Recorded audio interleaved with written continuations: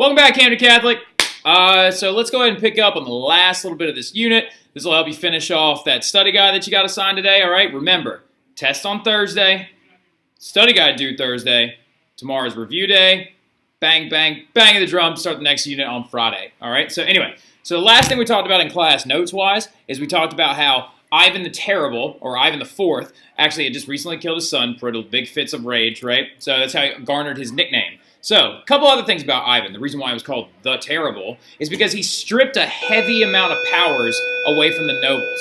And this is particularly, in Russia, they're called the boyars. And the boyars, of course, were in charge of helping write history, considering the fact that they were wealthy landowners. So, they oftentimes called him the Terrible, right? He also created an absolute government, and his dynasty is unfortunately going to die out after he killed his own son by stabbing him in the head with a pointy scepter that he carried around with him everywhere. And unfortunately, after he caused the miscarriage of his daughter, she couldn't have any more kids, and then his other son, who actually ended up taking over Russia, was mentally handicapped. So he actually did not foster any heirs to the throne as well. So after his family dies out in 1613, the Romanov family takes over, and they're going to rule over Russia for 300 years. One family ruled over Russia for 300 straight years. That is very impressive. All right, anyway, now, but this is the first Romanov, right, known as Peter the Great. All right, so that's right, Peter Del Rey, calling you out. So Peter the Great, he was one of the very first Romanov leaders. He took a journey to the west, and he is considered as being the person that put Russia on the map. Ha-ha, geography pun, see what I did there. Anyway, now, he took a journey to the west, and what I mean by the west is Western European countries. He ventured to England, the Finger countries, Finland, Norway, Sweden. He also went to the Holy Roman Empire. He took a journey throughout all of the modernized things of Europe, and he realized that Russia was heavily behind the game. Now, the reason being why Russia was behind the game is because the Russians had been controlled by these people called the Mongolians for quite some time, right? And the Mongolians, since they were ruling from afar, brought their Eastern ideals and weren't pushing development in the terms of the factory system, processing raw materials from other colonies, not what you would call modern or advanced at the time. So he brought all of these new modernizations back with him. After seeing all of Western Europe, he brought fashion back with him. He brought new styles of government back with him. He brought new cultural changes along with him. So Peter the Great, very, very good stuff.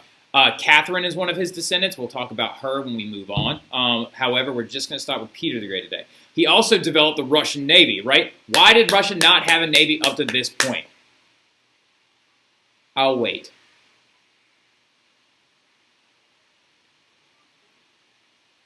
Anybody?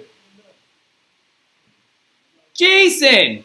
Good stuff. It's really cold, lots of permafrost area, and they're landlocked, right? Russia is a landlocked mass because, considering the fact that to the north is mostly ice caps around the Arctic Circle, the only small port that they could have gotten to was a very small port next to England and next to the Finger countries, right? And I'll show it to you right. Back it up, back it up. There we go. So, they built a port right here, okay? So, they built their port right here, and this would actually give them access to the rest of Europe. And they would have to go all the way around and then past the Finger countries. And so this actually gave them a little bit of a new military dominance in most of Europe, right? Oh, whoa. That's a lot of French stuff. Anyway, so Peter the Great, awesome guy. Now let's talk about him really, really quick. That's Peter the Great. What's a big, big difference between him and this guy, Ivan the Terrible, right? A lot of y'all are shouting out, and I hear y'all very, very loud and clear. His clothing, because he wore Western European clothing. His facial hair, because that's a Western European custom. His hair not being covered by a cap. Him standing in front of a giant, what? Boom! A cannon right there, right? Another modernization he found out. The map of the world. This is Peter the Great. He modernized Russia, and he put them on the map. Actually made him an important European state, made him a lot of money. Now, he also is going to bring around military changes. He actually included a standing army of 210,000 soldiers. And at this time, that was huge, right? I think England had the next closest with like 100,000 standing soldiers. So this is a gigantic army that he had built. Also, big, big cultural changes. He brought about new Russian manners. He brought around the ideas that men should shave their beards. You could actually get a ticket if you didn't shave your beard or get your facial hair trimmed under Peter the Great's rule. Also, he brought more rights to women. So before Peter the Great, women had to wear veils whenever they went through normal everyday society. And after Peter the Great, he made it so they didn't wear the veils anymore. They could have their hair out, they could do whatever they wanted to, and they were allowed to go into more sectors of society. So big, big changes, very positive things.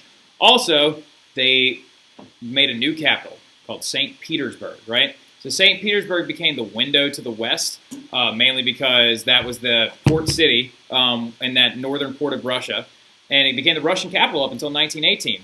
And it brought new goods and ideas to Russia. And you can tell right here how modern it was, right? This right there, that is one of the port rivers of St. Petersburg. And then that is St. Petersburg from an aerial view. As you can see, the waterways and the ports coming in and out. Cultural diffusion. And then also look at the new architecture, a lot of European style, Western European style things. And that right there, that's the Winter Palace. It's actually even bigger than the Palace of Versailles. This is the back entrance and with the fountain garden in the back. So that was built for the Romanov family. It's where they did most of their summering. But that's all we're going to talk about today. That's the end of this unit about absolutism in Europe. I'll talk to you all more about this tomorrow, Camden Catholic.